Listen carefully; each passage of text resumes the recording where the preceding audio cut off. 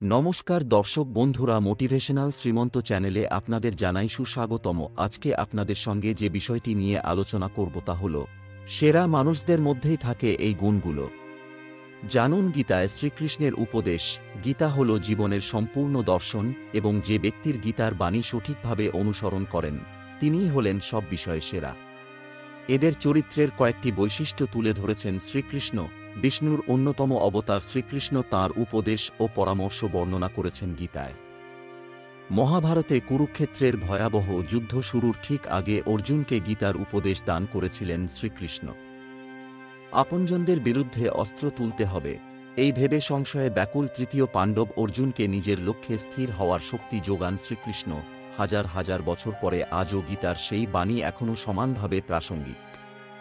জীবনের সঠিক পথের সন্ধান পাওয়া যায় শ্রীমদ্ ভগবদ্গীতায়। গীতার বাণী অনুসরণ করে সাফল্য ও সুখের হদিশ পেতে পারেন যে কোনো মানুষ। গীতা শুধু আমাদের কি করা উচিত আর কি করা উচিত নয় সেই শিক্ষা দেয় না।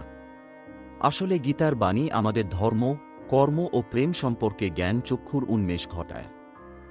মানুষ হিসেবে কারা শ্রেষ্ঠ এবং যারা সত্যিই মানুষ হিসেবে সেরা, তাদের মধ্যে কয়েকটি চারিত্রিক বৈশিষ্ট্য নিশ্চয়ই থাকে। এই ধরনের মানুষদের চরিত্রের কয়েকটি বিশেষত্ব গীতায় তুলে ধরেছেন শ্রীকৃষ্ণ। জেনে নিন গীতার অমূল্য বাণী। খারাপ সময়ের মধ্যেও যিনি ধৈর্য ধরে থাকেন এবং চূড়ান্ত সংকটেও যিনি নিজের সহ্য করার ক্ষমতা হারান না, তিনিই হলেন সেরা। বৈভবে থেকেও এরা দুঃখীকে দয়া করতে ভোলেন না। গীতায় শ্রীকৃষ্ণ বলেছেন, দু ধরনের মানুষ আমাদের জীবনে নতুন দিশা দেখাতে পারে। এক, যিনি নতুন সুযোগ এনে দেন, আর দ্বিতীয়, যিনি প্রতারণা করেন।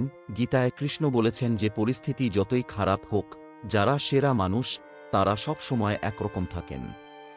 এরা কোনো অবস্থাতেই নিজেদের সাহস হারান না। শ্রীকৃষ্ণের বাণী অনুসারে ঈশ্বর কখনো কারোর উপর অবিচার করেন না। যে যার যোগ্য তিনি তাকে সেটাই দিয়ে থাকেন।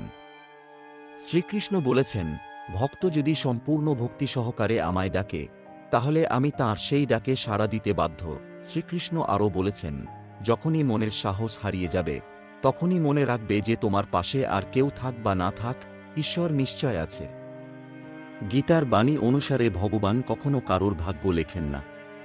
আমাদের প্রতিটি কাজ, প্রতি পদক্ষেপ, চিন্তাভাবনা ও ব্যবহার দিয়ে আমরা নিজেরা নিজেদের ভাগ্য রচনা করি। আজ এখানেই শেষ করলাম। ভালো লাগলে আপনজনের উদ্দেশ্যে অবশ্যই শেয়ার করবেন।